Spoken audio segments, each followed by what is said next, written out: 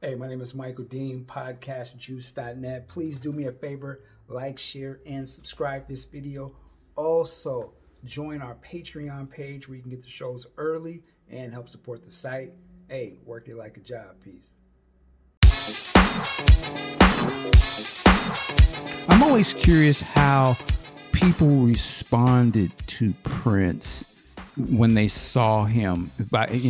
Maybe he was walking through the airport or wherever it was, and you've heard Prince sort of tell little stories of, in his perspective, how he would see people reacting to him. But I'm curious from your vantage point, how did fans or people react when they saw him? At a certain point, I imagine he was so popular, people probably wanted to rush toward him, I'm assuming. And I'm curious how you guys dealt with that. Well, this depends on the circumstances and the environment. So we went to see the Jacksons on the Victory Tour in Dallas, Texas, and I think it was 84, Michael. Wow. And there were 6 of us, and Prince wanted to go to the show. And it was I think at the time it was Texas Stadium where the Cowboys used to play, the place that had the hole in the roof. And so we did our advance work. We had spoken with the Texas Stadium security. We had meetings with Michael Jackson's people so that they knew that we were going to be in the house. And this kind of goes back to courtesy, too, because we didn't have to tell them. But, right. We want them to know that we're in the house. Now, can I ask you a quick question before you go into this? Because are you talking about Prince wanted to be like, go there and not be behind the stage, but actually be out? Right. Okay. So Prince is funny for that, but go ahead. This is in line with you wondering how people responded. So I'm going to share how this one went for us, and it wasn't very good. I can imagine. I almost feel like he's trolling her a little bit to do that because he's got to know the attention is going to turn. Well, he was very devious at times, and at the end of the story, you'll see that.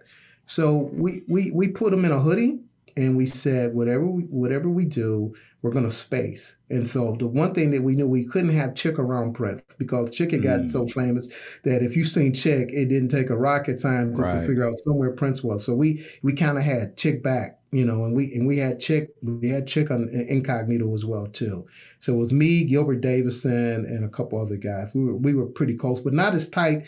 And we call it a walking formation, but not as tight as we normally would be because, we wanted to appear that whoever this individual was, they didn't have security. And we asked Prince to downplay what he wears. And he had a problem with that.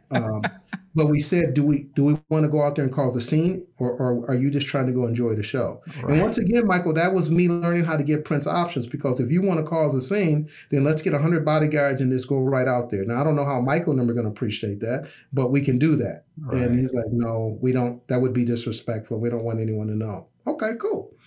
So, man, we get out there, man, without a hitch. It was beautiful. And I remember, man, it was one of them. I wish I had one of my sound buddies on. And maybe you don't understand a little bit about sound, but they had the soundboard in the middle of the field. Because like I said, this is Texas Stadium. It's a football field, a football stadium where the Cowboys played it. But they had one of these what is that called? But anyway, the soundboard was stacked up on top of the scalping. And so we got out there and they had these little ladders that you go up, and we got Prince up to the soundboard. And so Prince was up in the soundboard with Michael Soundman and a couple other people. It was beautiful. We was there for about an hour, and he decided that he wanted to go. So he's got a hoodie on, man, and he looks down at me, gives me this devious look. I'm like, oh, come on, man, let's don't do this. Michael, he pulls the hood off. Oh, Lord.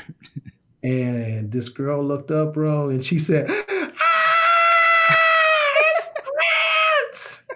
And, man, not only does he take his hoodie off, he gets down on the field. And we told him, whatever you do, be cool, stay calm, don't run. Don't run. What does he do, man? This dude takes off like he's Carl Lewis, man. All right. A couple of us are young enough, we can hang with him. I was an ex-football player, so I'm in pretty good shape. And we're running through, man, and people are mobbing us, man, grabbing his clothes, tearing our hair. And here's Chick, a man well into his 40s, big guy, split his pants, out of breath, trying to run, man. And we were so mad at that cat, man, at the end. But that crowd, it went crazy. And, Michael knew they weren't happy because we were disruptive to their show. Right. But the fans, they lost their mind, because it was this rivalry that was brewing. So, you know, I mean, so in that sense, the fans, they'd see Prince and they would go crazy. It was just like the Beatles.